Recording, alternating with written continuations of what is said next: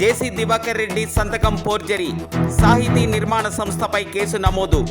Jubilee హిల్స్లోని నివాసం అద్దె ఒప్పందం విషయంలో వివాదం. సినీ ప్రియులకు బంపర్ ఆఫర్.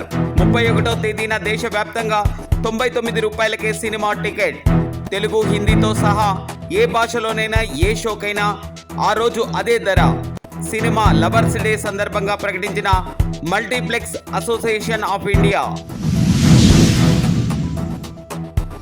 శంషాబాద్ విమానాశ్రయంలో చంద్రబాబుకు ఘన స్వాగతం.